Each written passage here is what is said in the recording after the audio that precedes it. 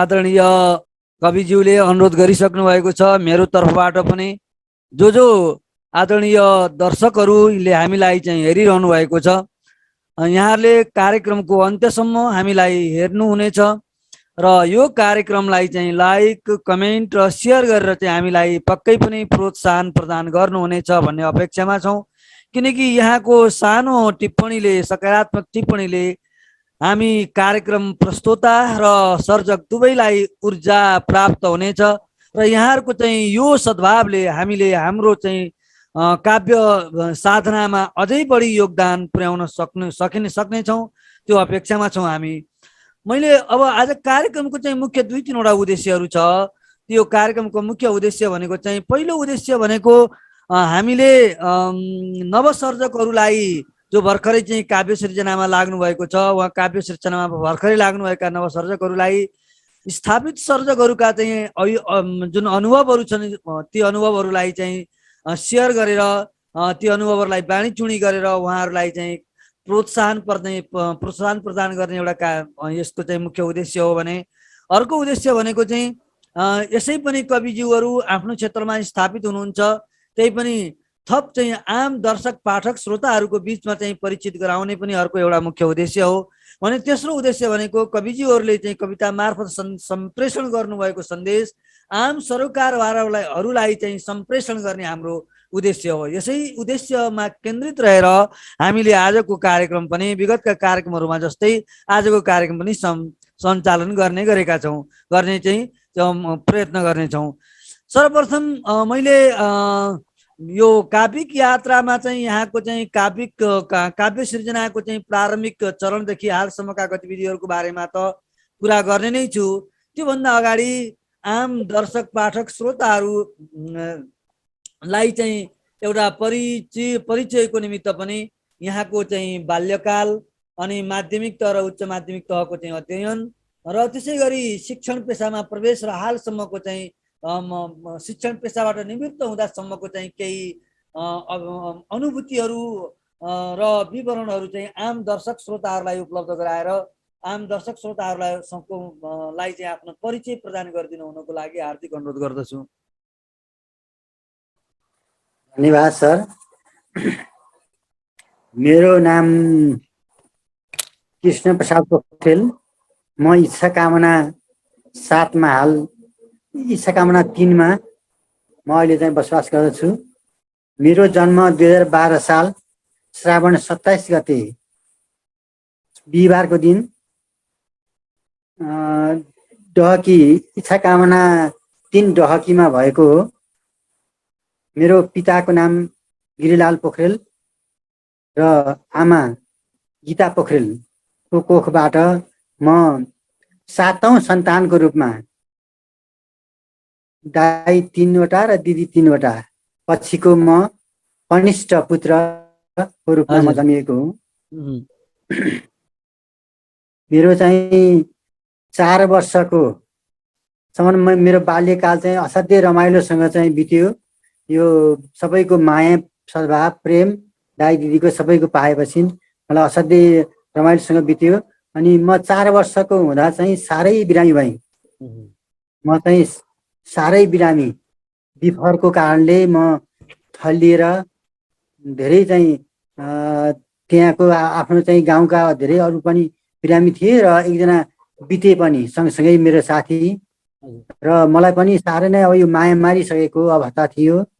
त्यो बेला केराको पातमा सुताएर, यो सबै ज्यान नै सबै पाकेको अवस्था भएको हुँदा मलाई केराको पातमा सुताएर मलाई आस मारिसकेको अवस्था थियो। त्यो बल्ल बल्ल त्योबाट चाहिँ म मुक्त भएँ र मेरो ज्यानभरि नै त्यो बिफरको खत थियो पछिसम्म नै।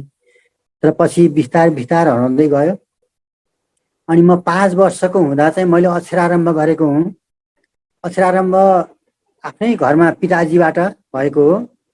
म त्यो बेला चाहिँ धुलौटो पार्टीको चलन थियो। म धुलौटो पार्टीमा नै मैले चाहिँ अक्षरारम्भ गरेको हुँ। त्यो बेला मैले चाहिँ आफ्नो जीवनको एउटा कथा एउटा लेखेको थिएँ। मैले लेख्न सिकेँ पितासँग बसी, चिल्ला धुलौटा खरी, कटुसका मसी बाँसका कलमले लेख्थेँ म पातैभरि भनेर मैले चाहिँ एउटा यो आफ्नो जीवनका अनुभूतिहरू कवितामा लेखेको छु। म यो अक्षरारम्भ त्यो त्यसपछि मैले चाहिँ 6-7 वर्षमा दुर्गा कवच चण्डीहरू पढेँ।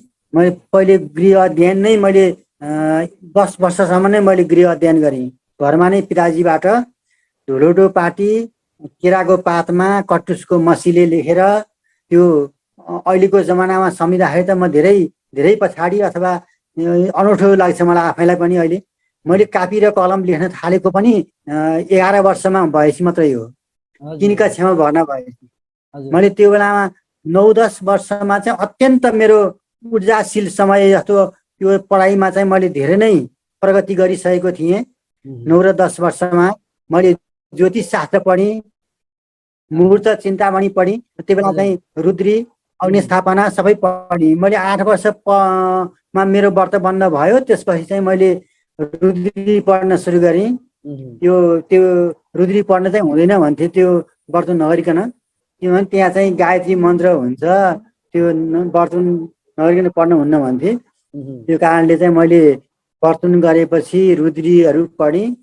अनि त्यसपछि ज्योतिष शास्त्रका किताबहरू मैले चाहिँ पढेँ, किनभने यो हाम्रो घर चाहिँ के थियो भने ज्योतिष शास्त्रका विद्वान हाम्रो हजुरबा हुनुहुन्थ्यो हरिलाल पोखरेल। उहाँको चाहिँ धेरै किताबहरू पनि प्रकाशित भइसकेको छ। त्यो राणा कालमा त्यो अहिले चाहिँ केशर पुस्तकालयमा त्यो किताबहरू छन्। अनि उहाँकै त्यो प्रेरणाले हाम्रो पिताजीबाट मैले हजुरबालाई त मैले देख्न पाइनँ, मेरो नामसम्म उहाँले जुलाउनु भयो। मेरो नानको नाम चाहिँ लेखनाथ थियो र लेखनाथ पौडेल जस्तै हुन्छ, यो कवि हुन्छ भनेर सबै अरूले भन्थे अरे। त्यो बेलामा मेरो नाम चाहिँ लेखनाथ थियो। अनि मैले 3 कक्षामा पढ्दासम्म लेखनाथ थियो, त्यहाँबाट चाहिँ मेरो नाम फेरिएको हो। यो 9-10 वर्षमा हुँदाखेरि मैले चाहिँ यो ज्योतिष शास्त्रको क्यालेन्डर निर्माणहरू यस्तो गर्न सक्ने भइसकेको थिएँ। म 3 कक्षा नपढ्दैमा ठुला ठुला हिसाबहरू गर्न सक्ने भइसकेको थिएँ। जस्तै अब ज्योतिष शास्त्रका सूत्रहरू पढ्न पर्थ्यो। यो सङ्क्रान्तिको बार निकाल्नलाई धेरै वर्ष अगाडि धेरै वर्ष पछाडिको कुनै मान्छेको चाहिँ जन्म मिति निकाल्न पर्यो, जन्म बार निकाल्न पर्यो भने मैले चाहिँ गणित हिसाबबाट त्यो निकाल्न थिएँ त्यो बेलामा। अनि त्यो चाहिँ सूत्र थियो के भने यो जन्म सम्वतलाई 1958 घटाउने र 13, 59, 45 7 जोड्ने र मासिक मूल जोड्ने। अनि त्यसपछि 10,80,000ले भाग गर्ने र भागफललाई आएको भागशेषलाई चाहिँ भागफललाई चाहिँ 7 ले डिभाइड गर्ने। अनि आएको शेष चाहिँ त्यो बार हुन्छ भनेर त्यो सूत्र थियो। त्यो अनुसार मैले चाहिँ सूत्रलाई पनि मैले यो संस्कृतमै पढेँ। जस्तो अभ्राभ्राभ्र रामैक सप्ताद्रिमेषे ऋषे खाभ्र शून्याब्दि नेत्र प्राग्निराम भव्य मे शुभु नेत्र शून्याद्रिकामे खोमाभ्र नागाङ्ग रूपाग्नि कर्के फशून्याभ्र नागे शुभु सप्तसिंहे फशून्याभ्र अङ्के सुगजास्वि कन्ये तुले खाभ्र अष्टाद्रि नभाब्दि बाण खोमाभ्र नेत्राब्दि बाणाद्रिविच्छे धने शून्य अभ्रास्वि नागाष्ट पञ्चभू मृगे शून्य अभ्राष्ट खचन्द्रदेव फशून्याद्रि नागाङ्ग पञ्चाब्दि कुम्भे खविमे सुनेत्राग्नि बाणाङ्ग मिनी भनेर यसरी 12 महिनाको यो सूत्र थियो। मलाई कण्ठ आउने त्यो बेला मैले चाहिँ त्यो 10 वर्षमा 9-10 वर्षमा मैले पढेको हालसम्म पनि मलाई कण्ठस्थ आइरहन्छ। अनि त्यसपछि म चाहिँ स्कुलमा भर्ना हुन गएँ। 3 कक्षामा पढ्नलाई त्यो बेला अङ्ग्रेजी पढ्नु पर्छ, सबैले अङ्ग्रेजी पढ्नुपर्छ, अहिले अङ्ग्रेजी नपढ्ने काम छैन भनेर सबैले चाहिँ घरमा पनि कुरा गरे। त्यहाँबाट चाहिँ 3 कक्षा पढ्नको लागि म कमेरी स्कुलमा गएँ। कमेरी स्कुलमा हाम्रो त्यो बेला चाहिँ सीताराम पोखरेल भन्ने सर हुनुहुन्थ्यो। अनि उहाँले चाहिँ पढाउनु भयो। स्कुल पनि जीर्ण अवस्था थियो, एकदम थोत्रो एकदम भवन खले छाएको सानो झाप्रो जस्तो थियो। त्यसमा हामी धुलोमा बसेर पढ्थ्यौँ र मैले त्यही बेला नै किताब पनि पाएँ 3 कक्षासम्म पढ्ने र अनि साथै कापी र कलम पनि पाएँ। मलाई असाध्यै नै त्यो रमाइलो क्षण मलाई त्यो अहिले अनुभूत भइरहेको छ। मैले यो बाँसको कलमले केराको पातमा कटुसको मसी पकाएर बनाएको त्यसलाई चोबेर लेखेँ। त्यसपछि मैले कलम कापीले लेख्न पाएको त्यो अवस्था मैले सम्झिँदाखेरि मलाई असाध्यै नै त्यो बेला खुसी भएको म सम्झिरहन्छु। र मैले 3 कक्षामा पढेँ तर त्यो बेलामा चाहिँ सबै हिसाबहरू मलाई सबै कम्प्लिट थियो। त्यहाँ आवश्यकभन्दा बढी नै जानिसकेको थिएँ मैले। अनि त्यसपछि मलाई एउटा अङ्ग्रेजी मात्रै मलाई आउँथेन। मैले एबिसिडी चाहिँ मैले के पढेको एबिसिडीको चाहिँ मलाई ज्ञान थिएन, कति पनि थाहा थिएन। अनि मैले त्यो एबिसिडी सिकेँ, त्यहाँ पढेँ अनि पढ्दै लगेर त्यो पनि कम्प्लिट गरेँ मैले। थोरै समयमा नै मैले सबै आइसक्यो। अनि त्यसपछि मलाई त्यही साल नै 2टा परीक्षा हुन्थ्यो, अर्धवार्षिक परीक्षा र वार्षिक परीक्षा हुन्थ्यो त्यो बेलामा। अनि अर्धवार्षिक परीक्षाबाट चाहिँ मेरो ल यो त धेरै सिपालु छ, यसलाई 5मा राखिदिने, 5मा पनि सक्छ यसले भन्नुभयो सरले। त्यहाँबाट चाहिँ अनि मलाई 5मा भर्ना गर्नुभयो। 5मा भर्ना गर्दाखेरि यसको नाम फेर्न पर्छ, यो चाहिँ नाम लेखनाथ थियो त्यहाँसम्म। अनि यसको नाम फेर्न पर्छ। 5 कक्षामा एउटै विद्यार्थीलाई एउटै सत्रमा कतै कक्षा उकाल्न मिल्दैन, त्यो कारणले नाम परिवर्तन गर्नुपर्छ भनेर मेरो नाम चाहिँ कृष्ण प्रसाद राखियो। त्यो बेला बाले नै मेरो नाम सिफारिस गर्नुभयो कि यो कृष्ण अष्टमीको दिन जन्मिएको, यसको नाम कृष्ण राखिदिने भनेर अनि कृष्ण प्रसाद राख्नुभयो। अनि त्यसपछि म त्यही नामबाट नै मेरो चाहिँ अहिलेसम्म नै परिचय रह्यो। अनि मैले चाहिँ कक्षा 3 त्यो बालकुमारी प्रावि, त्यो बेला चाहिँ अहिले बालकुमारी प्रावि भनिन्थ्यो, अहिले चाहिँ राष्ट्रिय आधारभूत विद्यालय कमेरे भनिन्छ। अनि त्यसपछि म चाहिँ 5 कक्षा पास गरेपछि नि वरपर कहीँ पनि स्कुल थिएन। यहाँ कि गोर्खाको शक्ति मावि जान पर्थ्यो कि चाहिँ भरतपुर नारायणघाट अथवा टाढी, अनि त्यसपछि खैरेनी हाई स्कुल।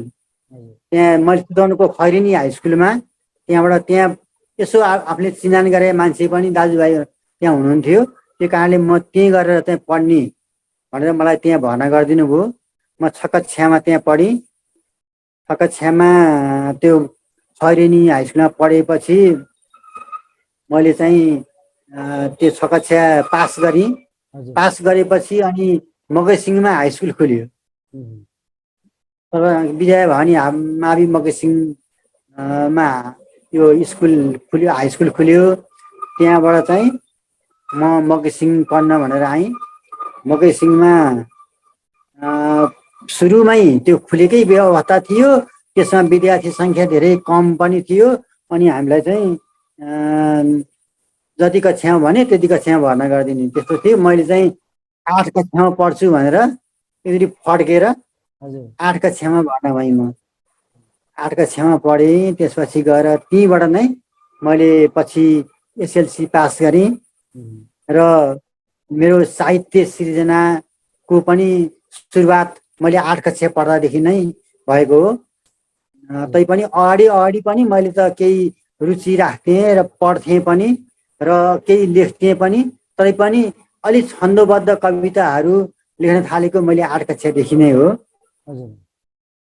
र मैले 3 कक्षा एसएलसी पास गरेपछि त्यसपछि चाहिँ मैले पढ्ने अवसरबाट चाहिँ म त्यति वञ्चित हुन पुग्यो। किनभने घरको स्थिति, घरको चाहिँ बाआमा वृद्ध हुनुहुन्थ्यो। अनि त्यसपछि गएर दाइहरू सबै छुट्टिसक्नु भएको त्यो अवस्था थियो। त्यस कारणले मैले त्योभन्दा अगाडि पढ्नलाई सकिनँ र जागिरी खान पर्ने भयो। अनि जागिरी चाहिँ अब के खाने त मास्टरै खाने। अब त्यो बेला मास्टरै अलि पाइन्थ्यो। अनि शिक्षक त्यो सर्वशान्ति मावि पुरिन्टारमा म चाहिँ 2031 सालको आश्विनको 10 गते मैले नियुक्ति प्राप्त गरेँ र त्यहाँबाट निरन्तर त्यही स्कुलबाट नै म चाहिँ 40 वर्षपछि निवृत्त भएर निस्केँ। अब मैले मैले यहाँको चाहिँ बाल्यकाल त्यसै गरी चाहिँ अध्ययन र यहाँको शिक्षण पेसामा प्रवेश र अवकाशसम्मको चाहिँ विवरण चाहिँ हामीले प्राप्त गऱ्यौँ। यसले यहाँको चाहिँ एउटा परिचय पृष्ठभूमि परिचयको पृष्ठभूमि चाहिँ आम श्रोता दर्शकहरूलाई प्राप्त भयो। त्यसको लागि हार्दिक आभार व्यक्त गर्दछु। अब यहाँले यहाँको चाहिँ पारिवारिक पृष्ठभूमि पनि यहाँले भन्नुभयो कि बाल्यकालमा नै यहाँले पात्रो लेख्न सक्ने, अनि यहाँको चाहिँ पिताजी परपिताजी अब त हजुरबुवा बुवा हजुरबुवाले पनि काव्य सृजना गरेर अहिले पनि चाहिँ राष्ट्रिय सङ्ग्रहालयमा चाहिँ पुस्तकालयमा ती काव्यहरू चाहिँ सुरक्षित छन् भन्ने कुरा सुन्दा हामी एकदमै गौरवान्वित भएका छौँ। त्यो पारिवारिक पृष्ठभूमिबाट आएको एउटा चाहिँ मान्छे हजुर चाहिँ एउटा चाहिँ बाल्यकालदेखि नै चाहिँ कविता सृजना गर्ने चाहिँ वातावरण चाहिँ पारिवारिक पृष्ठभूमिबाट पनि बन्यो। एकदम प्रारम्भमा चाहिँ कविता सृजना गर्दा को चाहिँ केही अनौपचारिक अभिलेख नभएका तर चाहिँ स्मरणमा रहेका केही कविताहरू अथवा चाहिँ लोक गीतहरू अथवा कविताहरू मध्ये केही त्यस्ता छन् यहाँसँग चाहिँ स्मरणमा रहेका, मुखाखर भएका, आफैले सृजना गरेका छोटा छोटी टुक्रा टुक्रा? मैले पढ्दादेखि नै मैले त्यो कविता रचना गरेको, अनि रचना गरेर त्यहाँ साथीहरूलाई सरलाई यसो देखाउँदाखेरिमा उहाँले विश्वास नगरिदिने, यसले लेखेकै होइन यो कविता, यो त अन्त्यबाट चिटिङ गरेको हो भन्ने यस्तो किसिमको त्यहाँ आउँथ्यो साथीहरूबाट पनि। मैले यो 8 कक्षा पढ्दाखेरि लेखेको एउटा कविता, नपत्याइएको कविता, साथीहरू नपत्याएको कविता म एउटा भन्छु। पढेर हामी पछि विज्ञ भइकन गर्छौं नि सेवा मिली भाइ सज्जन, पाइन्न कोही पनि यो विरागत, पाइन्न कोही पनि यो बिगारन, आइरहेछौँ जननी सिगारन। मैले यो चाहिँ कविता लेखेको थिएँ। यो कविता मलाई चाहिँ यो यसको पुरा पाउ थियो, यो चाहिँ पानाहरू कहाँ पुगेछ कहाँ पुगेछ त्यो हराएछ। अनि मैले यो चाहिँ यति सम्झिराखेँ। अनि यो त्यस समय अनि त्यसपछि मलाई चाहिँ के झौँ चल्यो भने यो नामबाट यो साइडबाट चाहिँ नाम आउने गरेर कुनै एउटा परिचय झल्किने गरेर कविता लेख्छु अनि विश्वास दिलाउँछु भनी मेरो त्यस्तो चाहिँ आयो। मैले चाहिँ त्यो एउटा दुखी चप्पल भन्ने चाहिँ एउटा कविता लेखेँ।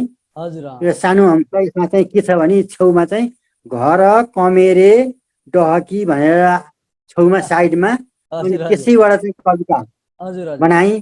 त्यो बेला मैले यो छन्द ऊ छन्द मलाई त्यो थाहा थिएन। उही यो चाहिँ रामायण पढेको भरमा मैले यो चाहिँ कविता लेखेको। दुखी चप्पल। घरमा या वनमा तथा चौरमा टेक्छन् ममा दिन दिन, रस्थामा अरू मार्गमा दिन दिनै टेक्छन् म केही भन्दिन। पस्तै आपदमा परे पनि सदा कहिल्यै नथाकिकन, मेरा भार उबार धारण गरी चल्दैछ यो जीवन। रेड्दा चरतर त्यो कडा सफरमा गन्तव्य मेरो पर, डर्दै चल्छु सदा म कर्म पथमा कहिल्यै नथाकी तर।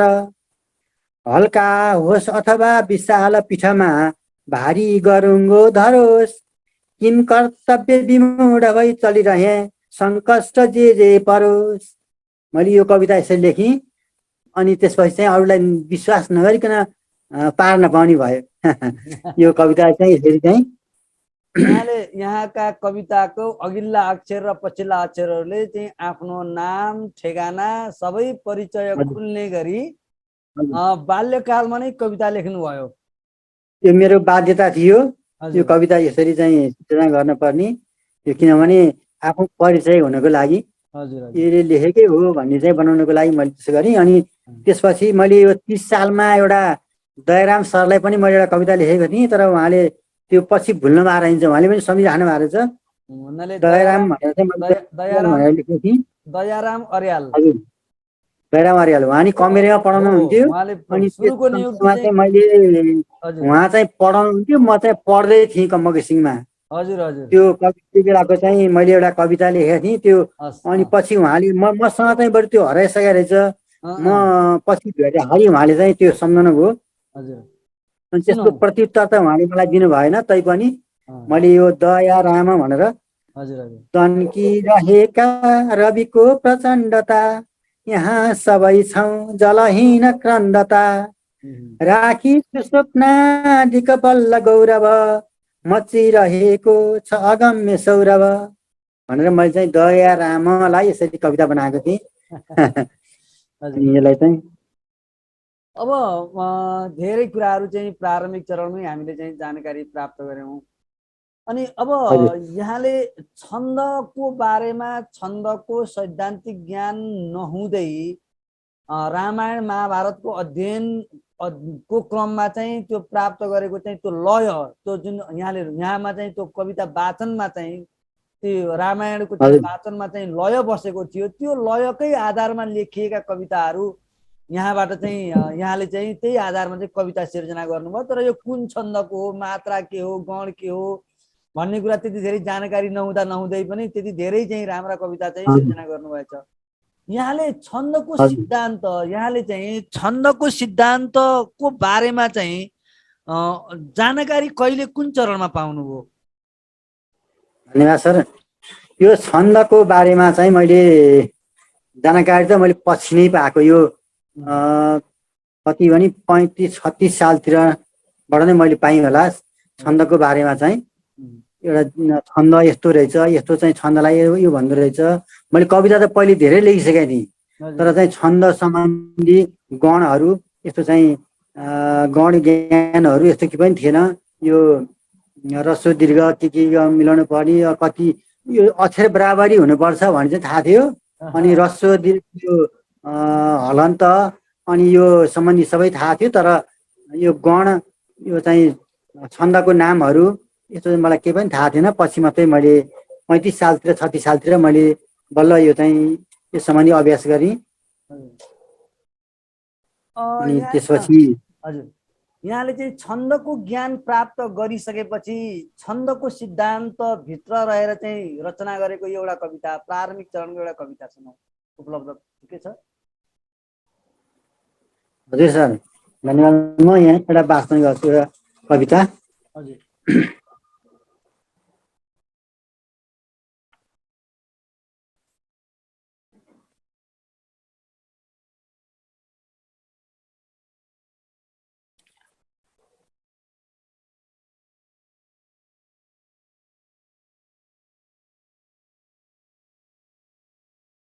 म्युट हुनुभयो। यो कविताको शीर्षक छ शिक्षक कवि। हजुर शिक्षक कवि यो सिखानी छन्दमा छ।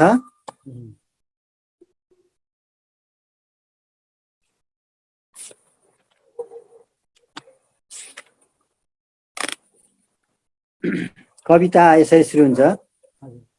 उनै भर छन् पाना अबुझ दिलका भाव बटुली, उनै खेल्छन् साना शिशु हृदयका साथ पुतली, उज्यालो आशाको समय सुषमा जागृत छवि, सदा ऊर्जा भर छन् मृदु हृदयमा शिक्षक कवि, उनै नाच्छन् साना दिलसँग रमाई फनफनी, उनै जिज्ञासाका रहरहरू मेड्छन् गनी गनी, सदा विद्यार्थीकै हित नजिकमा उज्जवल छवि, उज्यालो आशाका प्रमित कविता शिक्षक कवि, सदा चिन्ता शिक्षा प्रगतितिर नै हुन्छ गुरुको, सदा हिँड्ने बाटो सहजतिर नै लाग्छ गुरुको, अगाडिको यात्रा जटिलतिरको चिन्तन धरी, सिधा बाटो रोज्छन् सरल विधिको मापन गरी, उकालो अप्ठ्यारो विकट पथयात्रा सकसको अहो खोल्नै गाह्रो शिशु हृदय पर्दा डकसको सदा राख्छन् चिन्ता नवीन विधिका खोजहरूमा सदा मेड्छन् तिर्खा अबुझपनका सोचहरूमा उनै बस्छन् आफै नियम बसको बन्धन कसी मिले मौका लेख्छन् समय भरको शिक्षणपछि सफा बाटो रोज्ने दृढ पथिकया साधक कवि सबैका आशाको भर सफल हुन् शिक्षक कवि अहो भित्री मरेका सब बुझिदिने को छ उनको बिसाएको भारी मनन कसले गर्छ उनको सदा जुत्दै लेख्छन् विकृतिसँगमा कति नडगी सबैका प्यारा छन् समय कविता शिक्षक कवि तिमी माली बन्दै मलजल गर्यौ बाल बिरुवा तिमी घटवारे भई हरपल बन्यौ घाट कुरुवा तिमीले तारेका पतिक सब पुछन् पर पर तिमी माझी जस्तै नलटट रहन्छौ जुनीभर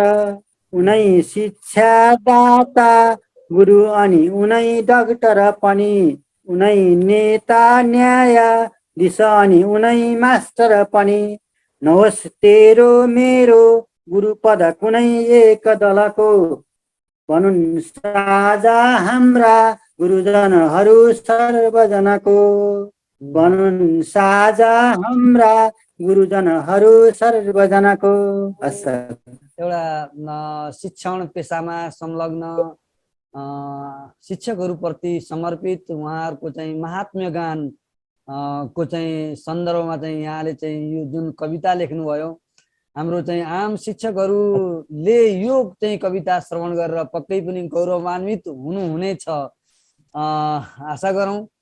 अब यहाँ हामीलाई फेसबुक लाइभमा धेरै साथीहरूले धेरै कवि मनहरूले प्रतिक्रिया व्यक्त गरिरहनु भएको छ। अहिले हामीसँग धेरै साथीहरू हुनुहुन्थ्यो, हरिप्रसाद रिमाल, हरिशरण खतिवडा, लक्ष्मी गेवाली, केशवराज आमोदी, शिवराज आचार्य, कमला बहादुर ढकाल, कमला भण्डारी ढकाल र दिपेन्द्र प्रधान अहिले हामीसँग साथैमा हुनुहुन्छ र हाम्रो कार्यक्रमलाई चाहिँ अवलोकन गरिरहनु भएको छ। त्यसै गरेर हामीलाई चाहिँ विदुर अधिकारीले हार्दिक नमन स्रष्टाजीहरूमा आवाज अलि सानो भयो कृष्ण सरको भनेर चाहिँ प्रतिक्रिया दिनुभएको छ।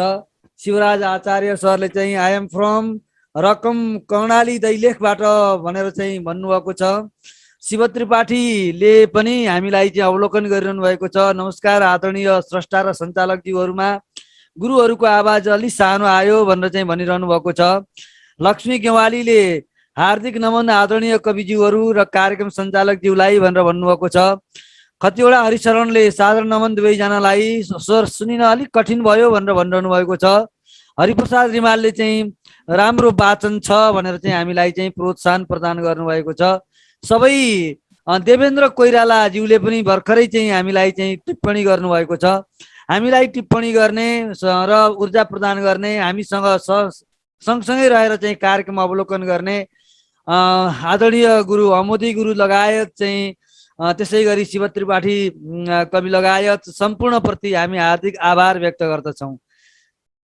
धन्यवाद सबै श्रोता, सबै चाहिँ स्रष्टा महानुभावहरूलाई मेरो तर्फबाट पनि धेरै आभार व्यक्त गर्छु। हजुर, अब मैले अर्को एउटा जिज्ञासा के राख्न खोजेको भने यहाँसँग पारिवारिक पृष्ठभूमि त यहाँको चाहिँ काव्यमय नै थियो। अब यहाँ चाहिँ अब जस्तै बुवा हजुरबुवा रहँदैखेरि चाहिँ बुवाको चाहिँ बुवा रहँदै बुवा जीवित छँदै यहाँमा चाहिँ काव्यको चाहिँ एउटा क्षमता त यहाँले चाहिँ अनुभूति गरिसक्नु भएको थियो। त्यसभन्दा पछिल्ला दिनमा विभिन्न यहाँले चाहिँ आफ्नो काव्य संरचनाको चाहिँ सन्दर्भमा चाहिँ धेरै चाहिँ काव्यहरू अध्ययन गर्नुभएको होला। यहाँले अध्ययन गर्नुभएका काव्यहरू, विभिन्न लेखकहरूका, कविहरूका काव्यहरू मध्येको चाहिँ कुन कुन चाहिँ काव्यहरूबाट यहाँले चाहिँ अलिक बढी प्रोत्साहन अथवा प्रेरणा प्राप्त गर्नुभयो, त्यो मार्गदर्शन प्राप्त गर्नुभयो? धन्यवाद सर, यो राम्रो प्रश्न गर्नुभयो सरले। मेरो चाहिँ सबभन्दा पहिलो यो काव्य गुरु भनौँ न, त्यो चाहिँ भानुभक्त, आदिकवि भानुभक्त आचार्यको रामायण नै हो। त्यसमा चाहिँ मैले विभिन्न छन्दहरूमा कविता वाचन गर्नलाई मैले त्यसबाट नै सिकेँ। हजुर। अनि त्यसपछि गएर तरुण तपसी लेखनाथ पौडेलको, अनि त्यसपछि गएर यो महाकवि देवकोटाको चाहिँ शाकुन्तल महाकाव्यहरू, आदिबाट चाहिँ मेरो चाहिँ प्रेरणाको स्रोत हुन्। यो कविता मैले चाहिँ सबै पढेपछि मैले विभिन्न किसिमको चाहिँ छन्द कविता, मलाई आफूलाई पनि कविता लेख्नलाई त्यसले धेरै ऊर्जा प्रदान गर्यो। यो कविता लयबद्ध वाचन पछि मैले कविता लेखनलाई सिकेको हुँ। सबभन्दा पहिलो चाहिँ वाचन नै रहेछ। यो कविता वाचनले नै त्यसलाई चाहिँ हामीले लेखनलाई ढाल्नलाई प्रोत्साहन दिँदो रहेछ। त्यस कारणले मैले चाहिँ पहिले सुरुमा रामायणहरू मैले धेरै नै, रामायणको त एउटा काण्डै नै कण्ठ आउँथ्यो म सानै उमेरमै। म यो किष्किन्धा काण्ड यो चाहिँ मलाई कण्ठ आउँथ्यो। यो रामायणबाट नै प्रेरणा पाएँ। अनि घरमा चाहिँ यो धार्मिक पुस्तकहरू, रामायण, महाभारत, कृष्ण चरित्रहरू, यी आदि ग्रन्थहरू मैले चाहिँ पढेँ र त्यसैको प्रेरणा मैले प्राप्त गरेँ। मैले विवाहमा वाचन गरेको थिएँ यो देवी भागवतको एउटा कविता चाहिँ, विवाहमा चाहिँ दोहोरी कविता हुन्थ्यो त्यो बेलामा।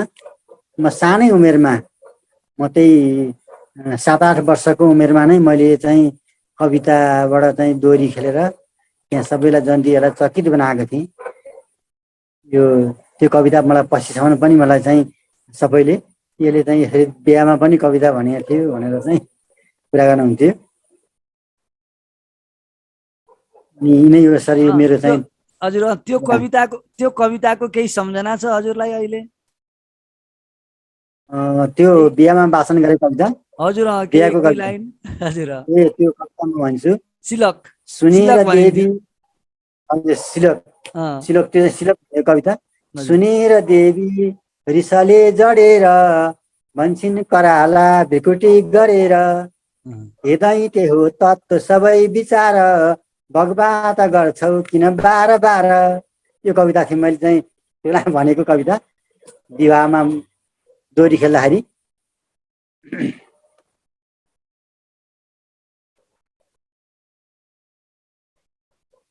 त्यो अभ्यासले पनि यहाँलाई चाहिँ कविता सृजनामा चाहिँ एउटा अभ्यस्त बनायो। हजुर। अनि अब अर्को चाहिँ जिज्ञासा के भने, यहाँले कविता सृजना गर्दै अनि पाण्डुलिपि तयार गर्नुभयो। अब अहिले पो अब विद्युतीय उपकरणहरूको चाहिँ प्रयोग भएको छ। विद्युतीय उपकरण भन्दा अगाडि चाहिँ पाण्डुलिपिहरू चाहिँ थिए।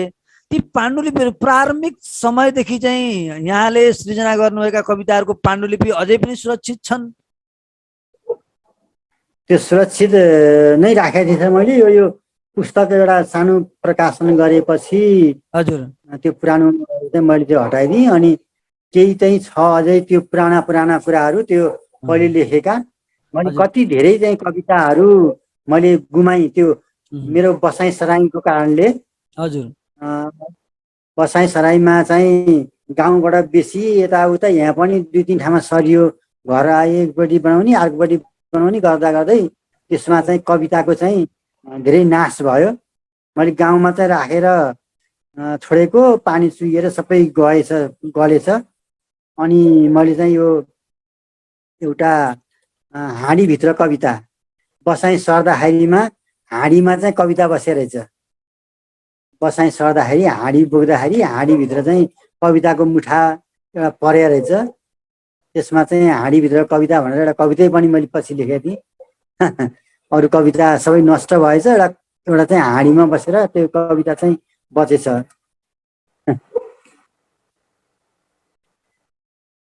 त्यो कविता सुन्नुहुन्छ? बसाइ सरेको कविता यो चाहिँ माद्रिक छन्दमा छ। यो प्रस्तुत गरौँ। सरको आवाज आएन, म्युट भयो क्या। बसाइ सरेको कविता यो हाँडीभित्र। आफ्नो प्यारो घर छाडेर थरपर सर्ने यो दिनता चपेटामा पर्न गएछ लेखिसकेका मेरो कविता। कुन भारीमा के चिज आयो हुँदो रहेछ अलमलता। खोज्दै जाँदा हाँडीभित्र भेटेँ मैले मेरो कविता। फल्तीभित्र केही कविता झिक्न भुलेर धोइ गल्यो। सोलीभित्र केही कविता छान्न नपाई थुप्री जल्यो। कागज काटी मुसो ब्यायो च्या च्या चुचु को भो रमिता। क्या मजाले पाकी बसेछ हाँडीभित्र मेरो कविता। चिठीभित्र केही कविता साथीहरूको साथ गयो। सेवाभित्र केही कविता अरूहरूको नै पेवा भयो। लेख्यो गुमायो फेरि लेख्यो प्रकाशनको छैन भरोसा। क्या मजाले पाकी बसेछ हाँडीभित्र मेरो कविता। हल्लाभित्र केही कविता खोज्दा खोज्दै भागी हरायो। स्वप्नभित्र केही कविता डुब्दा डुब्दै त्यही बिलायो। घटनाभित्र घुल्न नपाई छायो कविको निष्क्रियता। क्या मजाले पाकी बसेछ हाँडीभित्र मेरो कविता।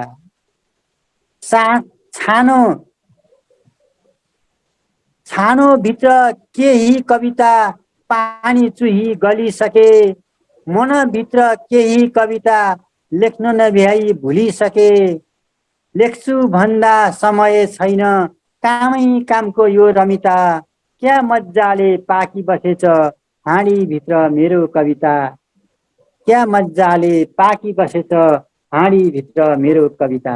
हस्, धन्यवाद सर।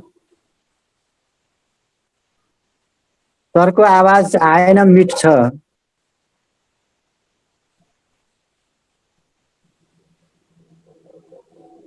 सरको आवाज आएन। आवाज आएन, आयो अहिले? अहिले आएछ। अब साह्रै मिठो प्रसङ्ग सन्दर्भ चाहिँ यहाँले चाहिँ हामीलाई सुनाउनु भयो। हाँडीभित्रको कविता साँच्चै नै एउटा संयोग। त्यसरी चाहिँ कति कविताहरू चाहिँ नष्ट भयो होलान्, तर चाहिँ बाँचे खुचेका कविताहरूले पनि चाहिँ यहाँ बाँचे खुचेका चाहिँ कविताहरूले पनि यहाँको चाहिँ एउटा काव्य भण्डार भरियो भनेपछि सबै सिङ्गुल्तै भएको भए अझै कति धेरै कविताहरू हामीले चाहिँ श्रवण गर्ने चाहिँ अवसर पाउँथ्यौँ हामीले। अब अलिकति चाहिँ कुरा प्रकाशनको जोड्न खोजेँ मैले। यहाँले आफ्नो सबैभन्दा पहिलो कृति कहिले कस्तो कृति प्रकाशन गर्नुभयो? मेरो सबभन्दा पहिलो चाहिँ अब फुटकर रचना, फुटकर कविताहरू प्रकाशित भयो पहिले सुरुमा। हजुर। फुटकर जस्तो सबभन्दा पहिलो चाहिँ मैले रेडियो नेपालबाट हजुर प्रकाशित हुने वन हाम्रो जीवन भन्ने कविता कार्यक्रम चल्थ्यो त्यो बेला। अनि त्यसमा मैले एउटा पठाएको थिएँ कविता, अनि एउटा गीति लयमा। हजुर। त्यो चाहिँ सबभन्दा पहिले प्रकाशित भयो। हजुर। त्यो बन रहे मात्र बच्छ हाम्रो जीवन भन्ने। यसो गरौँ, अब अरू सन्दर्भ जोडौँला, यो कविता सुनिहालौँ, किनकि यहाँको चाहिँ प्रकाशन भएको सबैभन्दा पहिलो कविता यहाँको चाहिँ एउटा कोसेढुङ्गा माइलस्टोन भनिन्छ, यहाँबाट औपचारिक प्रकाशन प्रारम्भ भयो यहाँको। त्यसकारण यो कविता विशेष महत्त्वको कविता छ यहाँको। यो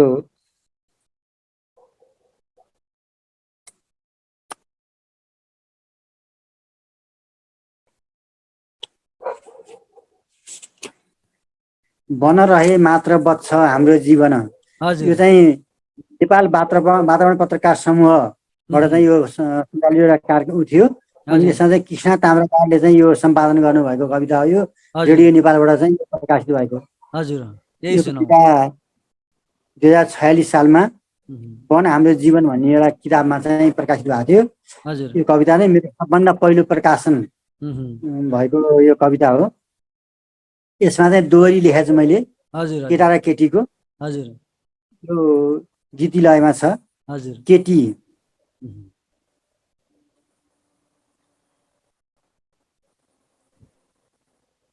केटीले भन्छे, चौतारीमा बसेछु पुरेर, तिमी आउने मूल बाटो हेरेर, खुर्पा उद्याउँदै घाँस दाउरा लिन भनी साथी पर्खँदै।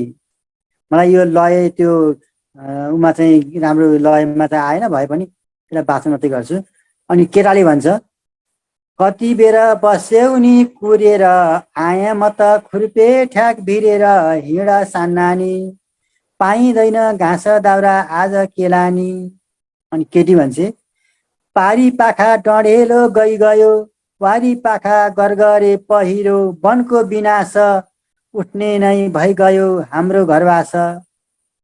अनि केटाले भन्छ, रुख काटे पहिरो जान्छ, डढेलोले बिरुवा मासिन्छ, पानी पर्दैन, खडेरीले सताएर अन्न फल्दैन भनेर केटाले भन्छ। अनि त्यसपछि चाहिँ अनि दुवै भएर चाहिँ, रोपौँ रुख जोगाउँ बिरुवा, तब मिल्ला घाँस र दाउरा, वनको जतन वन रहे मात्र बच्छ हाम्रो जीवन भनेर चाहिँ दुवैले भन्छन्। अनि कविता यति नै समाप्त हुन्छ। अलिकति हाम्रो लाइभमा चाहिँ हजुरको चाहिँ आवाजमा केही प्राविधिक समस्या हो कि भनेर चाहिँ यहाँ टिप्पणी आइरहेको छ। हजुर हजुर यहाँ मेरो मेरो चाहिँ उपकरणमा पनि केही प्राविधिक समस्याहरू भएको हुन सक्छ। मैले यहाँ चाहिँ त्यसलाई चाहिँ व्यवस्थापन गर्छु।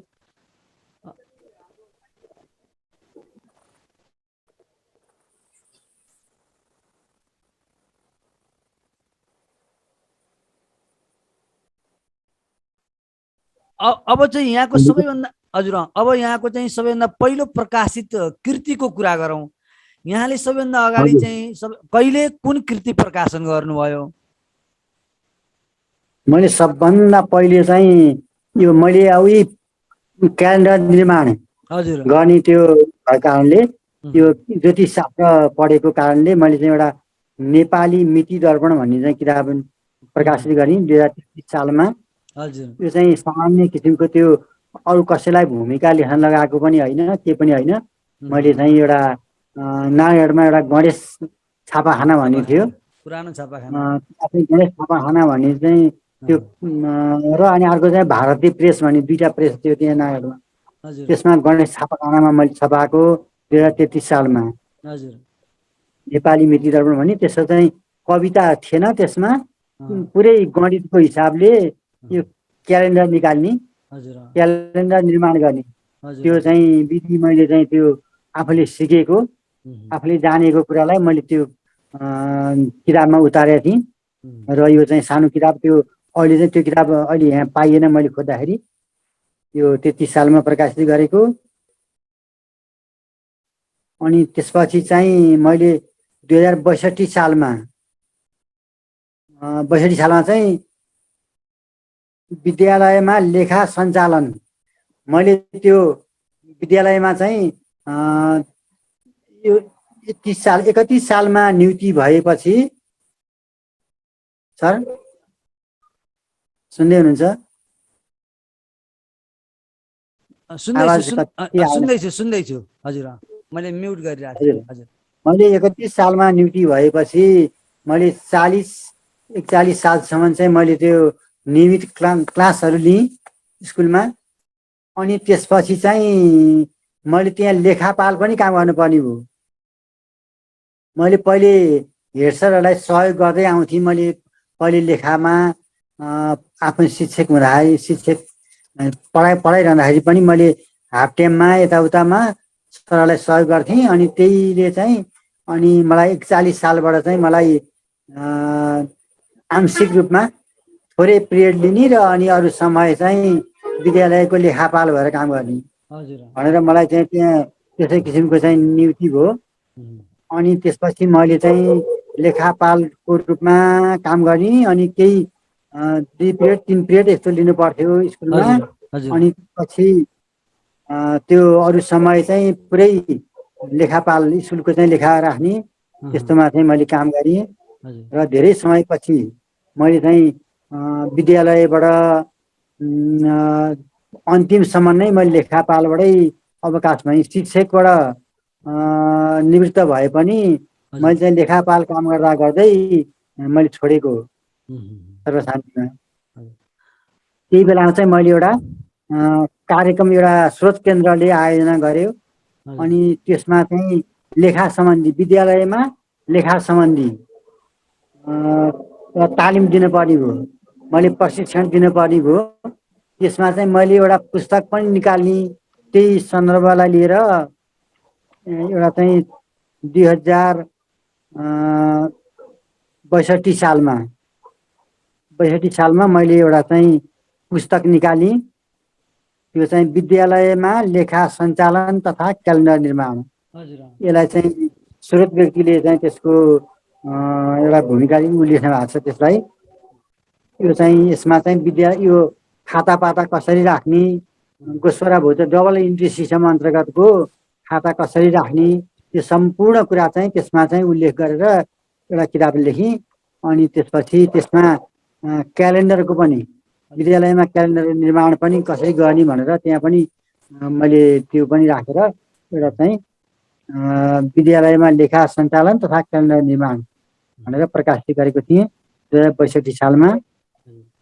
र त्यसमा चाहिँ त्यसलाई चाहिँ हाम्रो स्रोत केन्द्र स्तरीय विद्यालयलाई सबैलाई एकवटा उपलब्ध गराएर मैले त्यो चाहिँ विद्यालयमा लेखा राख्नलाई सहज होस् भन्ने उद्देश्यले त्यो पुस्तक प्रकाशन गरेको थिएँ। अनि त्यसपछि चाहिँ मेरो प्रकाशन त्यत्तिकै रोकियो। अनि सबै सङ्कलन किताब रचनाहरू त सङ्कलन हुँदै थियो र 2076 सालमा आएर बल्ल यो कालो नैवेद्य भन्ने पुस्तक चाहिँ प्रकाशन भयो।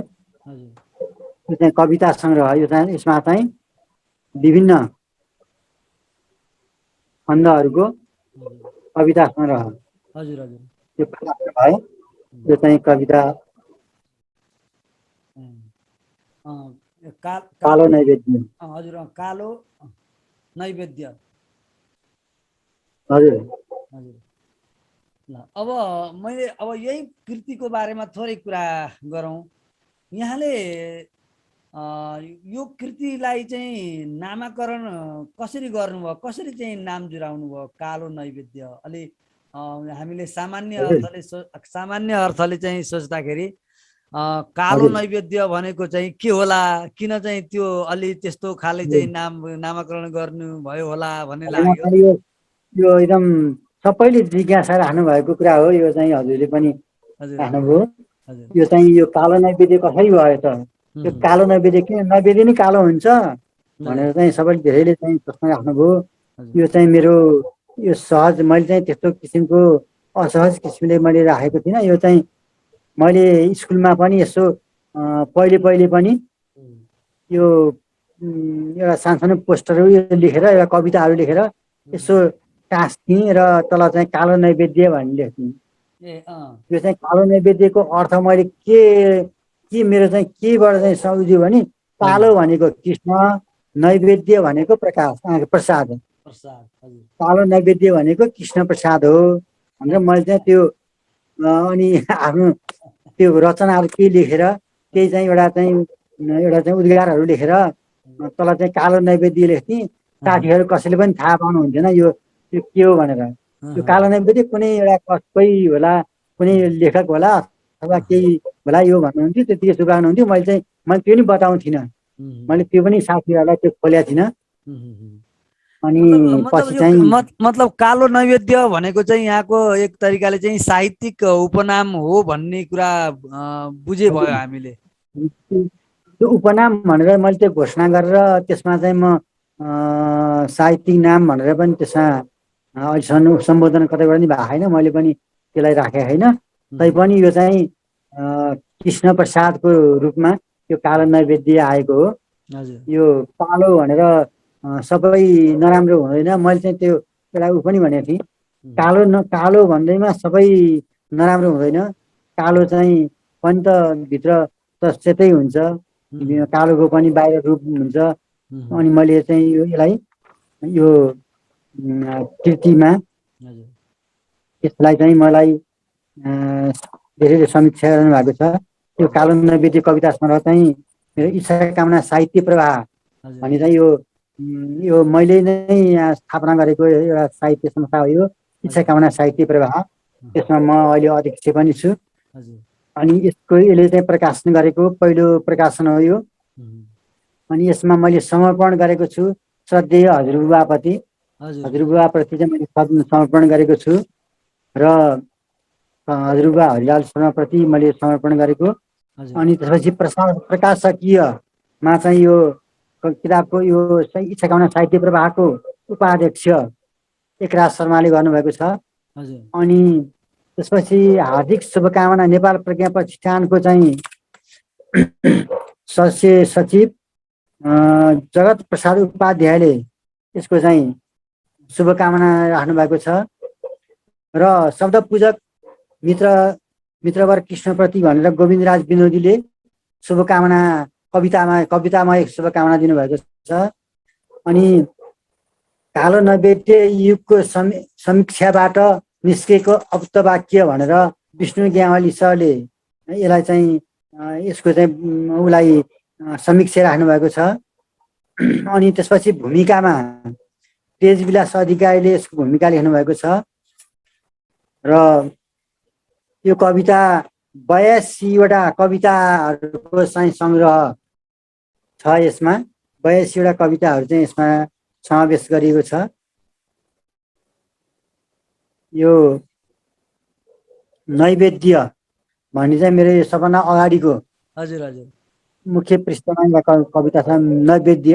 हजुर यसमा चाहिँ मैले थोरै यसलाई चाहिँ कालोलाई गरिरहेको छु। कालो कराई तर दुध सेतो, कालो कराई तर दुध सेतो, हाँडी मकै उड्दछ फुल सेतो, बालेर यो कलमसमा अगुल्टो, बाँड्दैछु नैवेद्य हुनेछ कस्तो, मैलो नराम्रो पसिना सबैको, राम्रो हुने आर्जन त्यो उसैको, पूजा गरे यही श्रमभित्र यस्तो, बाँड्दैछु नैवेद्य हुनेछ कस्तो, आशा अँध्यारो र दया उज्यालो, तृष्णा पुगे तृप्ति हुने उज्यालो, गरेर पूजा म दयाहरूको, बाँड्दैछु नैवेद्य हुनेछ कस्तो, सुझाव पाऊँ सुविचार पाऊँ, शुभावनायुक्त सुधार पाऊँ, सेवा सदा गर्न सकौँ यसैको, बाँड्दैछु नैवेद्य हुनेछ कस्तो।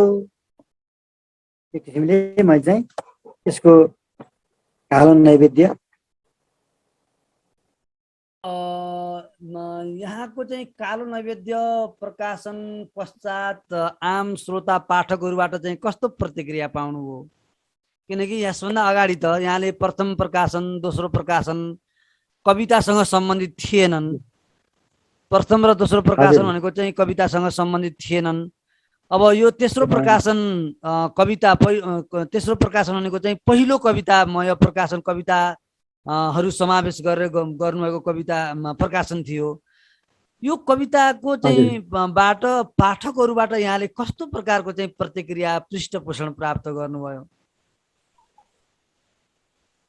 यो चाहिँ सायद यो सबैलेबाट चाहिँ मैले सकारात्मक किसिमको नै मैले यसको चाहिँ प्रतिक्रिया पाएको छु। यो हुन त सकारात्मक सबैबाट सकारात्मक किसिमको चाहिँ प्रतिक्रिया पाउनु पनि एउटा नराम्रो पक्ष नै भनिन्छ। किनभने सबैले चाहिँ राम्रो राम्रो मात्रै भनिदियो भने त्यो सृजना चाहिँ पछि पर्न सक्छ। तैपनि मैले चाहिँ यो सृजनालाई सबैबाट नै मैले प्रोत्साहन नै पाएँ।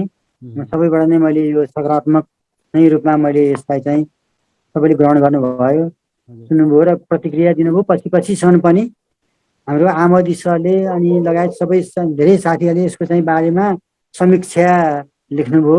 उम्, यो राम्रै छ सर, यसको लागि चाहिँ यो कालो नैवेद्यबाट मैले राम्रै नै सबैबाट शुभेच्छा पाएको छु र आगामी हजुर। प्रकाशनलाई अब यहाँका जम्मा जम्मी प्रकाशित काव्यहरू मैले अगाडिको चाहिँ पात्रको पनि कुरा गरिनँ, अनि त्यसपछि चाहिँ यो श्रेष्ठतासँग सम्बन्धित चाहिँ सैद्धान्तिक ज्ञान समावेश गरिएको चाहिँ त्यो प्रशिक्षणसँग सम्बन्धित पुस्तकको पनि कुरा गरिनँ। त्यसभन्दा पछाडि कविताका पुस्तकहरू जम्मा जम्मी कतिवटा चाहिँ यहाँको तर्फबाट प्रकाशनमा आए? अहिले तयारीमा भन्नुभएको होइन, मतलब प्रकाशन कतिवटा? एउटा कालो नैवेद्य प्रकाशन भइसकेको अवस्था हो हजुर यहाँको। हजुर त्यस पछाडि चाहिँ हजुर अरू कुनै चाहिँ कविताका पुस्तकहरूको चाहिँ कृतिहरू प्रकाशन भइसकेको अवस्था चाहिँ छैन? अहिले छैन सर, सबै तयारीमा चाहिँ छ। हजुर मैले एउटा यो गाउँ खाने कविता भन्ने चाहिँ एउटा गाउँ खाने कविता सङ्ग्रह एउटा बनाएको छु। यो हजुर चाहिँ मैले तयार गरिराखेको छु। एउटा यो गाउँ खाने कविताको सङ्ग्रह यो। यसलाई चाहिँ मैले हाम्रो कोशराज गुरुले पनि उहाँले चाहिँ त्यो गर्नुभयो। मैले त्योभन्दा अलि अगाडिबाट मैले थालनी गरेको थिएँ यो गाउँ खाने कविताको चाहिँ सङ्ग्रह।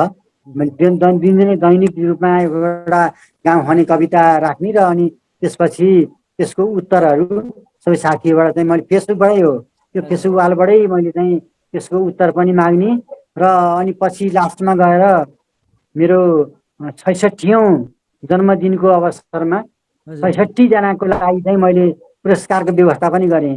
त्यो पहिलो उत्तर दिनेलाई, पहिलो सबभन्दा पहिले चाहिँ त्यस गाउँ खाने कविताको जवाफ दिनेलाई, पछि दिनेलाई त दिन सकिएन। पहिलो जवाफ दिने जोबाट पहिलो जवाफ प्राप्त हुन्थ्यो उहाँलाई चाहिँ मैले 100 रुपियाँको रिचार्ज कार्ड रिचार्ज गर्ने मोबाइलमा भनेर मैले त्यो व्यवस्था गरेको थिएँ र 66जनाले नै त्यो रिचार्ज कार्ड चाहिँ पाउनुभयो। मैले मोबाइल मार्फत चाहिँ मैले रिचार्ज गर्ने। एउटा नयाँ अभ्यास गर्नुभएछ यो साहित्य सृजनामा चाहिँ। त्यो चाहिँ प्रकाशनमा छ त्यो चाहिँ सर, त्यो चाहिँ अहिले प्रकाशनको लागि प्रकाशनमुख छ। अनि अरू पनि फेरि स्मरणहरू मैले निकालेको छु, स्मरणहरू पनि लेखेको छु। अनि त्यसपछि गएर अर्को यो कविता फुटकर कविताहरूको सङ्ग्रह पनि छ। अनि एउटा बुहारी खण्डकाव्य भन्ने मैले धेरै अगाडि लेखेको, त्यो बुहारी खण्डकाव्य पनि अहिले त्यत्तिकै बसिरहेको छ। त्यसलाई चाहिँ अलिकति थोरै बासी भएपछि, थोरै पछि भएपछि चाहिँ त्यसमा धेरै संशोधन गर्न पर्ने कुराहरू आउँदो रहेछ, त्यो सुधार गर्न पर्ने कुराहरू रहेछ। त्यसलाई चाहिँ मैले सुधार गर्दैछु, लाँदैछु फेरि, त्यसरी नै अगाडि बढ्दैछु सर अहिले। अब हामीले यहाँबाट यहाँ मार्फत चाहिँ प्रकाशन उन्मुख भएका चाहिँ दुईटा कृतिहरू मध्येबाट चाहिँ केही कविताहरू सुन्छौँ। यो गाउँ खाने कथाको चाहिँ सवाल जवाफ मध्येको चाहिँ एउटा सवाल जवाफ यहाँले चाहिँ राख्नुभएको चाहिँ सवाल र चाहिँ साथीहरूद्वारा प्राप्त भएको चाहिँ जवाफहरूको चाहिँ कुनै श्रृङ्खला सुन्न सकिन्छ अहिले? सवाल जवाफ भन्नाले के भन्नु सर, मैले अलिक कष्ट भएन। गाउँ खाने कथा यहाँले चाहिँ एउटा गाउँ खाने कथा राख्नुहुन्थ्यो, साथीहरूले चाहिँ त्यसको जवाफ दिनुहुन्थ्यो। हामीले त्यस मध्येबाट कुनै एउटा कविता। हजुर त्यो मैले चाहिँ फेरि गाउँ खाने कथा चाहिँ मैले लिएन, भने मलाई यो एउटा आउने चाहिँ छ। हस् हस्, हुन्छ हुन्छ।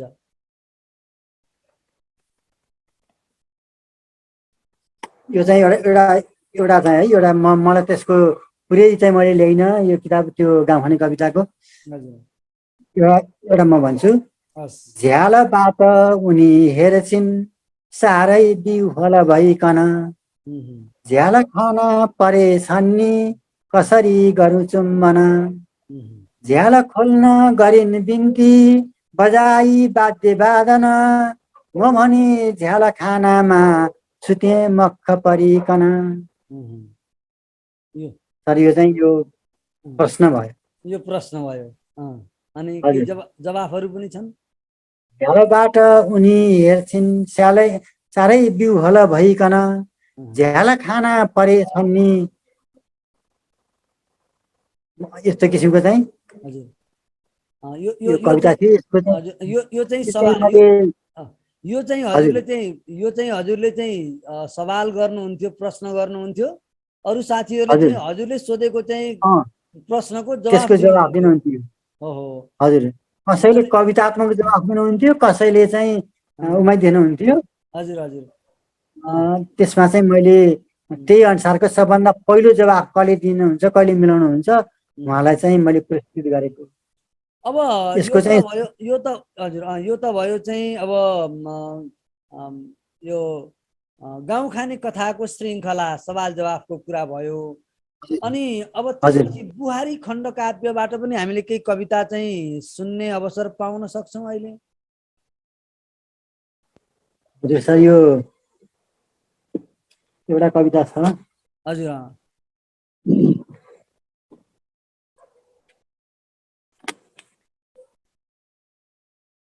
एउटा यसलाई मैले अलिकति थोरै परिमार्जित गरेको छु त्यो उसलाई।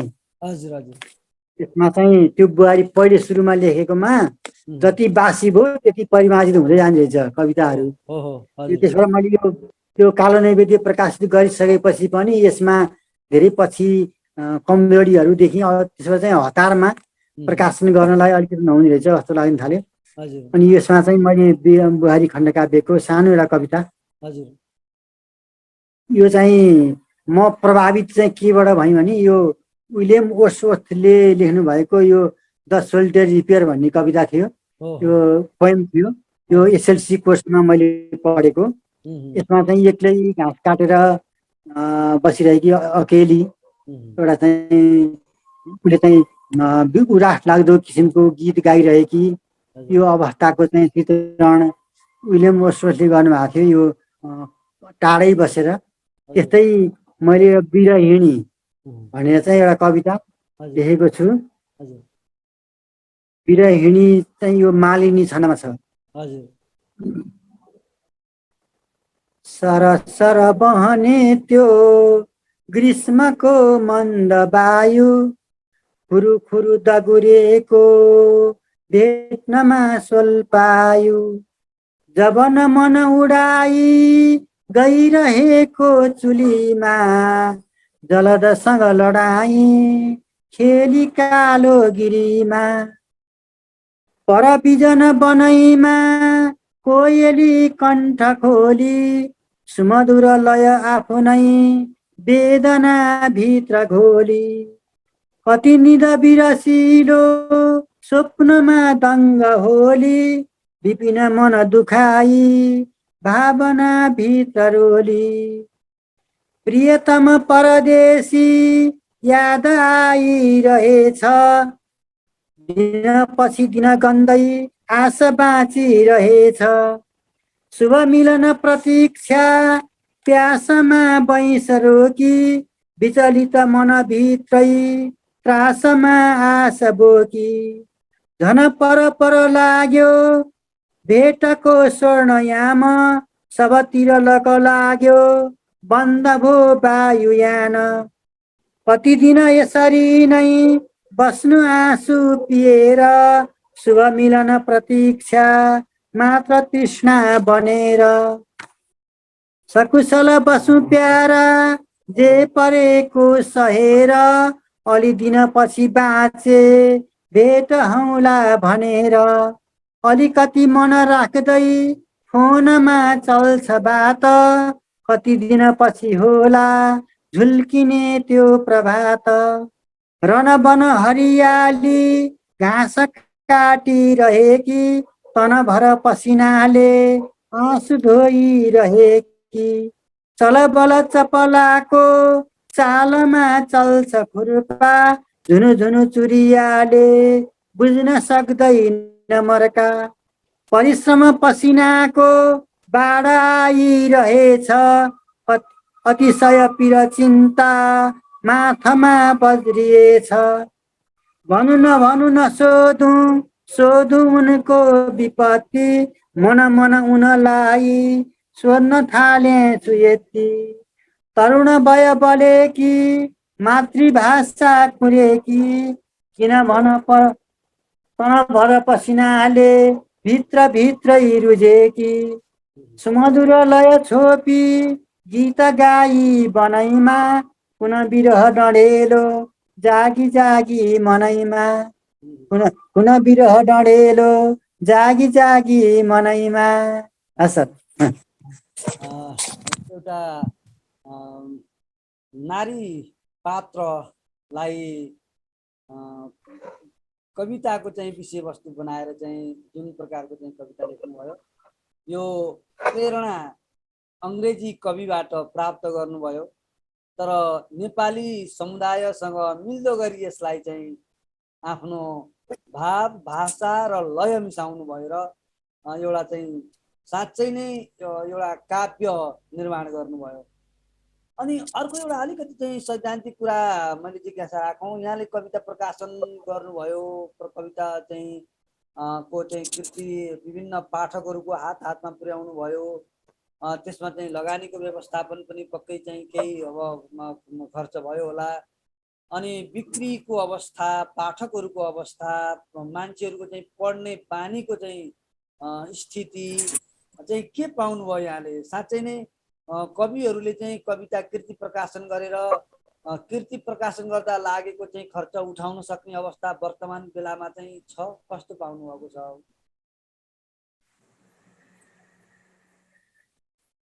एकदम महत्त्वपूर्ण प्रश्न राख्नुभयो हजुरले। यो चाहिँ एकदम यो पुस्तक प्रकाशन गरेर त्यसबाट चाहिँ केही हामीले चाहिँ आय आर्जन गर्ने भन्ने चाहिँ यो टाढाको कुरो रहेछ। यो कुनै पनि पुस्तक प्रकाशन मैले चाहिँ यो प्रकाशन गरेर एक कपी पनि मैले चाहिँ यताउता बिक्री गरिन कसैलाई पनि गरिन, मैले आफै बाँडी। तर त्यो चाहिँ बाँड्नु पनि एउटा अलिकति यो दुरुपयोग हुँदो रहेछ मैले महसुस गरेँ। यो बाँडेर सिटीमा पाएको कुरो चाहिँ सदुपयोग त्यति हुँदो रहेछ। सिटीमा पाए लग्यो राख्यो, अनि त्यतिकै अब यो यसो समारोहहरूमा चाहिँ गा बेलामा सबै साथीहरूले आफ्नो प्रकाशनहरू यसो दिनुहुन्छ, अनि त्यो कविता लाने अनि त्यहाँ घरमा लगेर आफ्नो स्टोरमा राख्ने, अनि त्यो किताब के आयो के आएन एउटा यसो पल्टाएर पढ्ने फुर्सद पनि हुँदो रहेछ साथीहरूलाई, मैले त्यो पछि महसुस गरेँ। त्यस कारणले हुन्छ मैले अहिलेसम्म त्यो पुस्तक सबैलाई बाँडेर मात्रै गरिरहेको छु।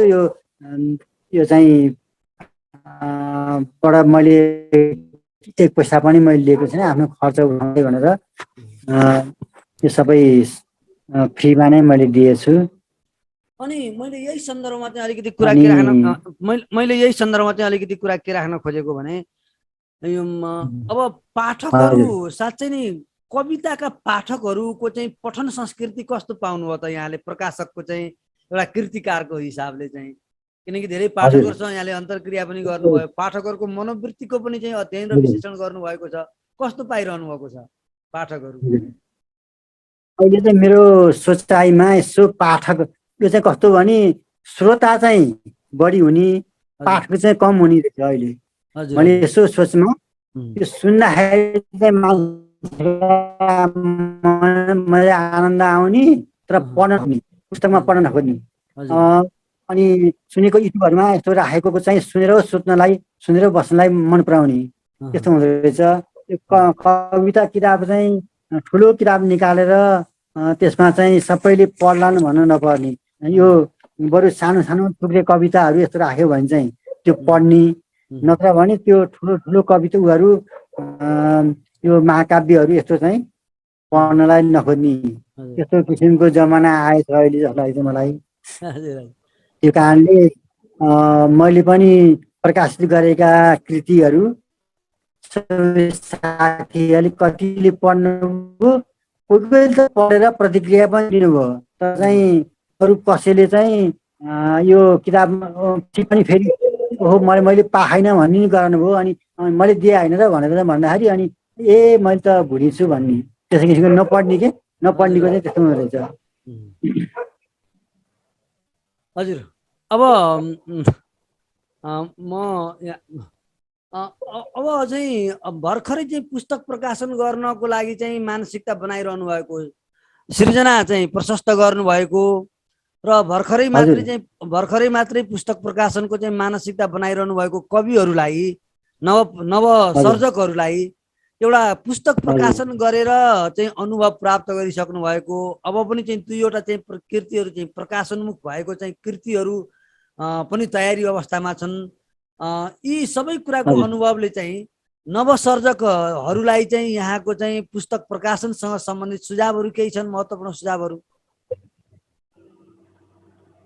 हजुर, मैले यो नवसर्जकहरूलाई यो चाहिँ सरले एकदम राम्रो प्रश्न राख्नुभयो। यो नयाँ सृजना नवसर्जकहरूलाई आफ्नो सृजना प्रकाशनको लागि चाहिँ मैले एउटा त्यही सन्दर्भकै एउटा कविता लेखेको छु। म हजुरलाई यसको उत्तरमै यो सुनाउँछु। नवकविप्रति भनेर एउटा कविता लेखेको छु। चाहिँ यो छन्द दिवसको अवसरमा मैले चाहिँ यो प्रकाशित गरेको थिएँ फेसबुक वालमा। साधुले खण्डमा थियो। मैले लेख्न सिकेँ सिकारु मनले, बन्थे म आफै कवि। धेरै लेख्न सके त यो मुलुकमा फैलन्छ भन्थे छवि। कापीबाट सबै झिकेर रचना छान्दैछु अहिले बसी। राख्या यो अनुभूत झुर रचना च्याताउन सुक्दै मसी। यो रचनाहरूलाई चाहिँ छानेर मात्रै प्रकाशित गरौँ भन्ने मेरो चाहिँ सुझाव यो। आफै पाठक बन्नुपर्छ पहिले, मात्रै नहौँ लेखक। गर्नै पर्दछ काँट छाँट रचना, खुल्ला नगर्दा तक। जे लेखौँ युगमा प्रभावित बनोस्, वैज्ञानको वर्धक। धेरै होइन गुणस्तरीय रचना, लेख्ने गरौँ सर्जक। सङ्ख्या मात्र थपेर भीम रचना, लेखेर के हुन्छ र। श्रोतामा उपलब्धि केही नभए, त्यसले कहाँ छुन्छ र। आवश्यक तथ्य कुरा पढेर नपरुन् अन्यलमा पाठक। धेरै होइन गुणस्तरीय रचना, लेख्ने गरौँ सर्जक। छान्दै सारा सुधा समेट्न सकियोस्, राम्रा बनुन् सिर्जना। त्यो श्रृङ्गारसँगै अलङ्कृत बनुन् सौन्दर्यको भावना। छान्दै तत्त्व अनेक केन्द्रित बनुन्, निष्कर्षमा साधक। धेरै होइन गुणस्तरीय रचना, लेख्ने गरौँ सर्जक। लेग्रो तान्नु सिवाय होइन कविता, छ भाव निर्धो भने। पढ्दैमा उपलब्धि मिल्छ कसरी, उत्साह थाक्यो भने। श्रोता पाठकमा हरेक पद होस्, सद्ज्ञानको वर्धक। धेरै होइन गुणस्तरीय रचना, लेख्ने गरौँ सर्जक। जस्तो छन्द सुगन्ध युक्त रचना, उस्तै बनोस् वाचन। श्रोता पाठक दिक्क मान्न नपरोस्, उत्साह जागोस् झन। पढ्दा काव्य सुधा प्रभावित बनुन्, श्रोता तथा दर्शक। धेरै होइन गुणस्तरीय रचना, लेख्ने गरौँ सर्जक। धेरै होइन गुणस्तरीय रचना, लेख्ने गरौँ सर्जक। वास्तवमा यहाँले चाहिँ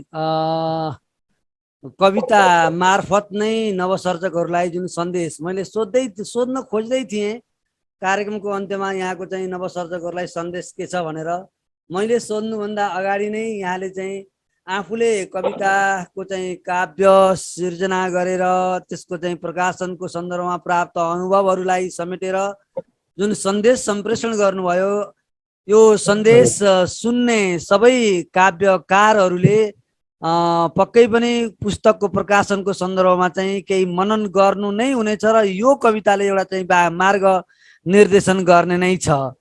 अब हामी कार्यक्रमको एकदमै अन्त्यतिर छौँ। अब यहाँको चाहिँ मैले सुरुमै भनिसकेँ, प्रकाशोन्मुख दुईवटा कृतिहरू छन्, जुन जुन कृतिहरू गाउँ खाने कथाको चाहिँ एउटा कृति र एउटा चाहिँ बुहारीको चाहिँ वेदनासँग सम्बन्धित विषयवस्तु समेटिएको एउटा कृति प्रकाशोन्मुख छ। आशा गरौँ हजुर यहाँलाई हाम्रो कार्यक्रमको तर्फबाट चाहिँ सद्भाव शुभकामना पनि छ। निर्विघ्न तरिकाले चाहिँ एकदमै सहजै ढङ्गबाट ती पुस्तकहरू चाहिँ प्रकाशन हुन् र चाहिँ आम पाठक श्रोता दर्शकहरूको चाहिँ माझसम्म चाहिँ ती पुस्तकहरू चाहिँ हात हातमा पुगोस् र यहाँको चाहिँ कवित्व र कृतित्वको बारेमा चाहिँ अझै आम पाठक श्रोताहरूले चाहिँ जानकारी प्राप्त गरून् र पहिचान प्राप्त गरून् भन्ने अपेक्षा गर्दछु। र अन्त्यमा यहाँले चाहिँ अहिले तयार वाचनको लागि तयार गर्नुभएको चाहिँ कुनै कविताहरू छन् भने एउटा दुईटा कविताहरू चाहिँ वाचन गरिदिनु होला, त्यसपछि हामीले हाम्रो कार्यक्रमलाई समापन गर्छौँ। सर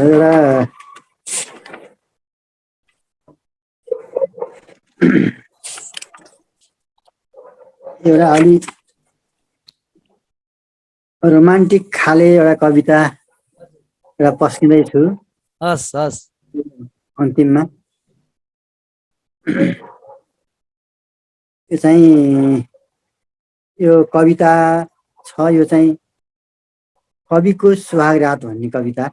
हजुर, कविको सुहागरात यो चाहिँ श्रृङ्गार रसमा होला। हजुर हजुर, यो चाहिँ अवस्था चित्रण। पहिले सुरुमा चाहिँ अवस्था चित्रण छ, यो साधन विकृति छन्दमा छ। पहिले चाहिँ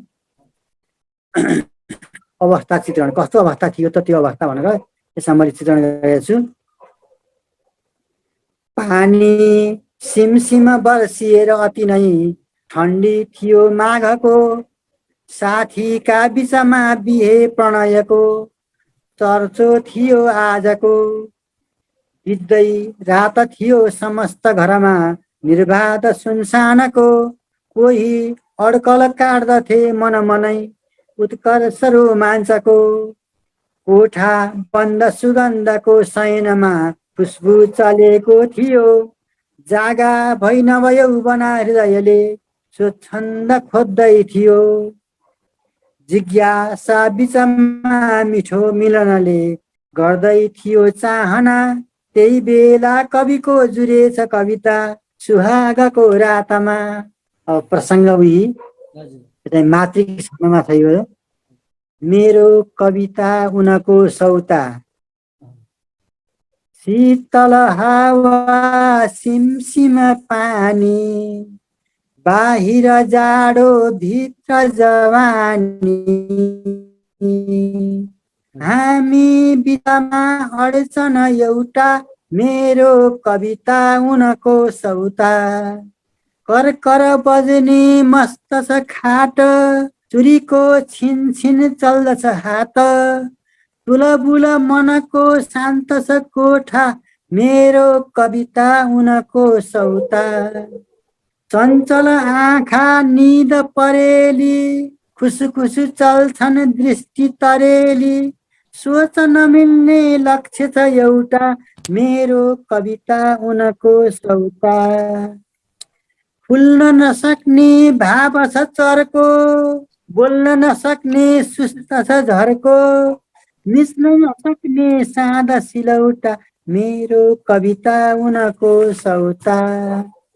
छड्के आँखा मुख परेली, भाव हलुङ्गो बोझ करेली, चाह बिथोल्ने अडचन एउटा, मेरो कविता उनको सौता।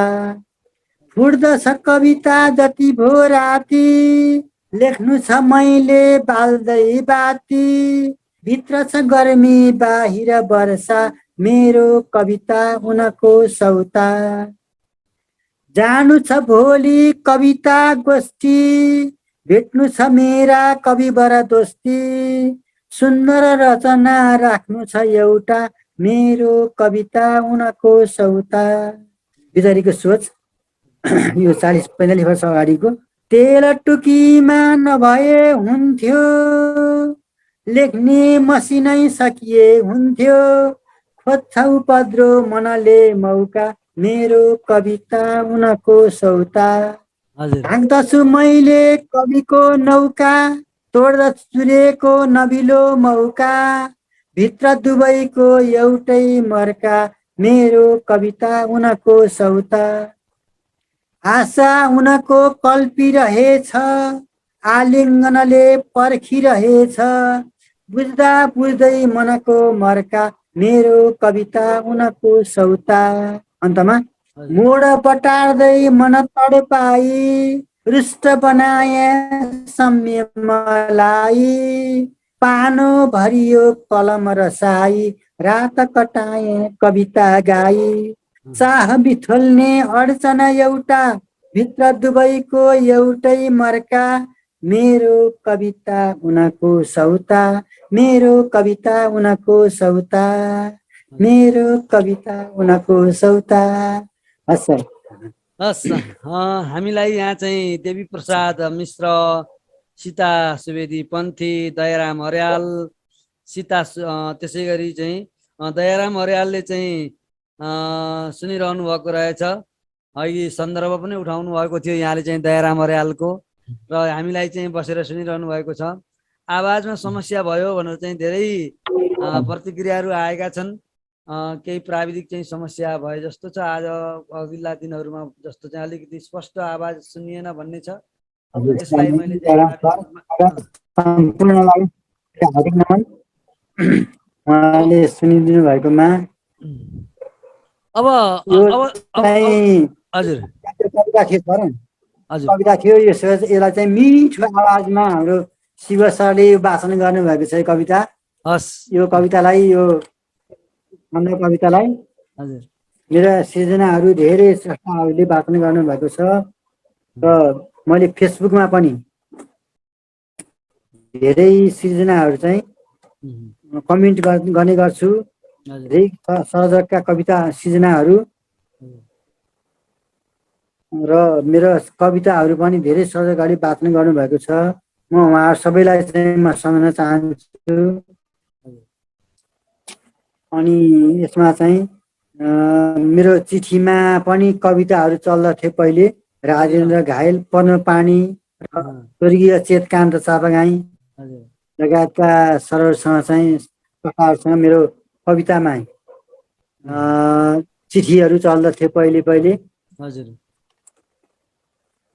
अब मेरो चाहिँ कवितामा यो कविताको हजुर हजुर यहाँ चाहिँ अर्जुन कुमार नेउपाने गोगाने एकेएन गोगानेले पनि यहाँ टिप्पणी गर्नुभएको छ। हामीलाई चाहिँ हामीलाई सँगसँगै सुनेर चाहिँ टिप्पणी गरिरहनु भएको छ। उहाँप्रति पनि हार्दिक आभार। रामु भण्डारीले पनि हेरिरहनु भएको छ हामीसँग सँगै बसेर यो कार्यक्रमलाई। आदरणीय श्रोता दर्शक महानुभावहरू, यहाँहरूले भर्खरै चाहिँ फेसबुक लाइभमा हामीलाई हेरिरहनु भएको छ भने यहाँहरूले सुन्दै हुनुहुन्छ युट्युब च्यानल शैक्षिक दर्पण र शैक्षिक दर्पणको नियमित कार्यक्रम काव्यिक यात्राको पाइला 27। आज चाहिँ पाइला 27मा हुनुहुन्छ। इच्छा कामनाबाट आदरणीय कवि कृष्ण प्रसाद पोखरेल। हामी कार्यक्रमको करिब अन्त्यमा छौँ। अब अन्त्यमा आम पाठकहरूलाई यहाँले चाहिँ आफ्ना पाठक र श्रोताहरूलाई केही सन्देश दिन चाहनुहुन्छ?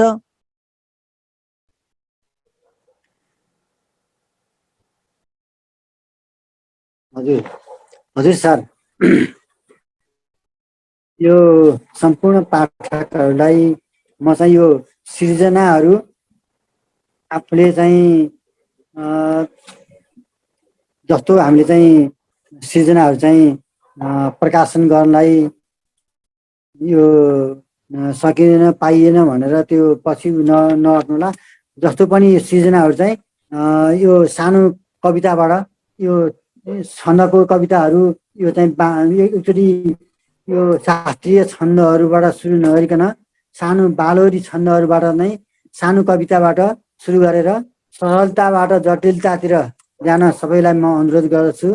जस्तो बालोरी कविताहरू जस्तो माधव घिमिरेले लेख्नु भएको छ नि, टाढाटुली बटुली कति राम्री पुतली भन्ने, त्यसरी सानोबाट चाहिँ हामीले थालनी गरियो भने हामीले चाहिँ ठुल्ठुलो कविताहरू रचना गर्न सकिन्छ। र पहिले रचनाभन्दा पहिले वाचन गर्नलाई आफूले सकियो भने, मिलाएर लयबद्ध वाचन गर्न सकियो भने कविता रचना गरौँ जस्तो लाग्छ। र रचना गर्दाखेरि पनि लयबद्ध बन्छ। हजुर यही सल्लाह दिन चाहन्छु म। हजुर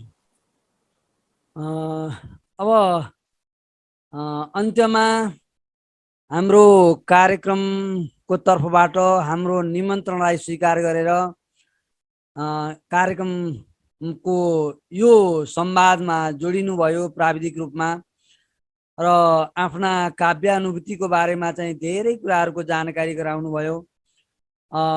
यहाँका यी भनाइहरूबाट पक्कै पनि यहाँको बाल्यकाल नै काव्य वातावरणमा चाहिँ हुर्क्यो र चाहिँ यहाँले चाहिँ एउटा काव्य सृजनामा कविता सृजनामा बाल्यकालदेखि नै कविताको सृजनामा लाग्नुभयो। साँच्चै नै जीवनको चाहिँ यहाँको चाहिँ योग चाहिँ गति जुन छ जीवनको चाहिँ साहित्यिक क्षेत्रमा पुर्याउनु भएको चाहिँ जीवनमा साहित्यिक क्षेत्रमा पुर्याउनु भएको चाहिँ जुन योगदान छ त्यो योगदानले चाहिँ नवसर्जकहरूमा एक प्रकारको चाहिँ प्रेरणा प्राप्त हुने नै छ। यहाँ जोडिनु भएर आफ्ना अनुभवहरू चाहिँ आम श्रोता दर्शक पाठकहरूसँग चाहिँ सेयर गरिदिनु भयो। त्यसको निमित्त कार्यक्रमको तर्फबाट म यहाँप्रति हार्दिक आभारी छु, हार्दिक आभार व्यक्त गर्दछु। धन्यवाद सर।